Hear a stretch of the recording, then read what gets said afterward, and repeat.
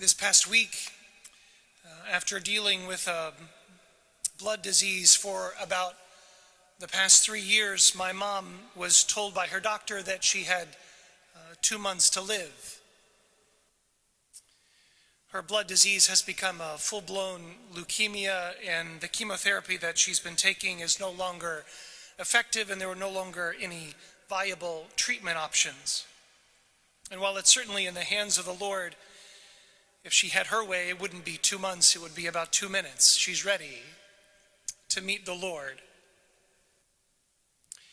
And I tell you this partly because being part of a parish means being part of a family, which means that my struggles and your struggles don't ever have to be carried alone. But I tell you also because of this feast of the Transfiguration. We are not made for the limited glory of this world, but for the glory that is eternal. When Peter sees the glory of Jesus atop Mount Tabor, he wants to stay there, frankly, because it's the most beautiful thing he's ever seen. He's never experienced such glory before in his life. It's better than anything else that's ever happened to him in his life. And so it's not surprising that he wants to build 3 tents and to stay there. But Peter was not made for that mountain. And James and John were not made for that mountain. And Jesus wasn't made for that mountain. He, along with James and John and Jesus, all of them had to return to the valley below where suffering and pain and sacrifice were waiting for them for the sake of another mountain, a greater glory than they could ever possibly have imagined. And I know with certainty that that's true because I've seen it in the heart of my mother. Because she knows that she's not made for any mountain on this earth. There is no accomplishment in this earth. There's no glory on this earth. There's no experience on this earth that can possibly compare with the glory that is to come in the world to come.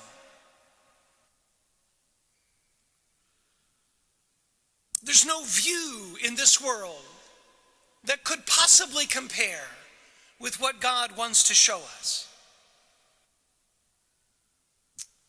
But she was also not made to stay in the valleys of this world, and she's had many. She had a lung transplant about 9 years ago. She had this blood disease for the last 3 years. She raised my brother and sister. I mean, what else how bad can it get,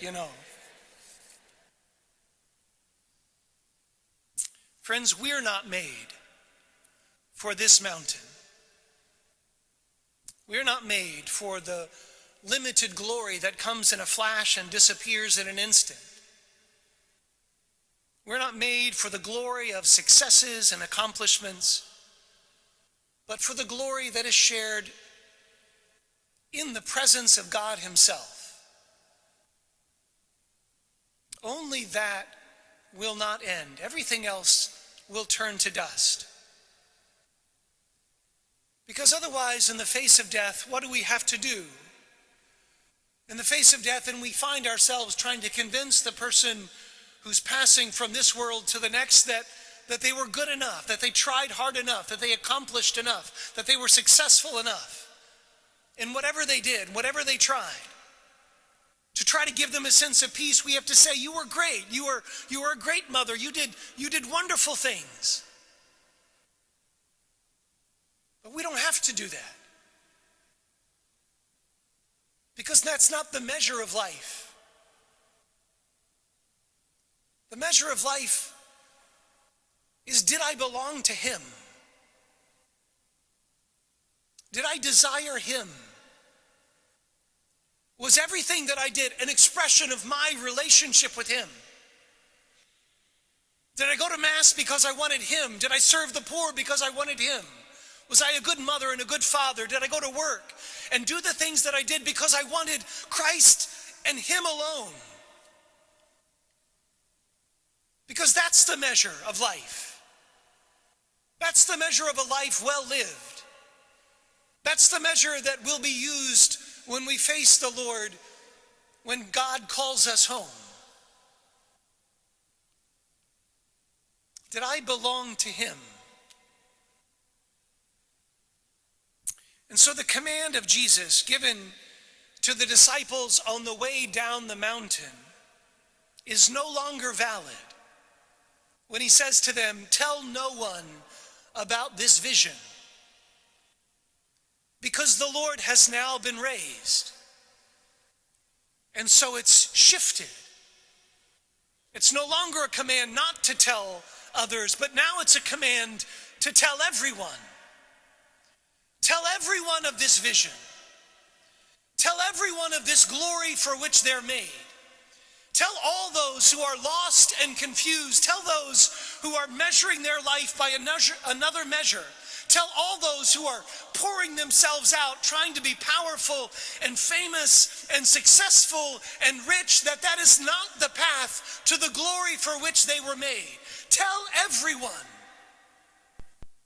Tell them, because they need to know that there is a greater meaning in this life than anything that they can accomplish, that there is a greater view than anything they could see on this earth. Tell them so that they will know that I am the reason for their life. And that when the limit of this world comes, that they will hear my voice.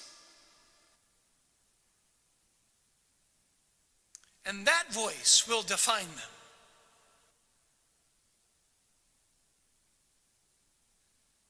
We have to tell them. We have to tell those in our world who need to know this message.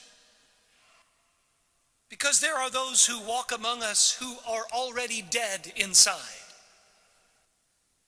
They have already given up. They have already forfeited their salvation for something else. This isn't a message to be saved for the coming of death. It's a message that has to be shared with the living. Because life matters too much than for a single moment to be lost. And so let's share this vision of glory with our brothers and sisters by the way that we live, by the way that we're in relationship with one another and with God, and by the way that we express that in our charity, acknowledging the dignity of our brothers and sisters. This is the vision for which we were made, to see his glory forever.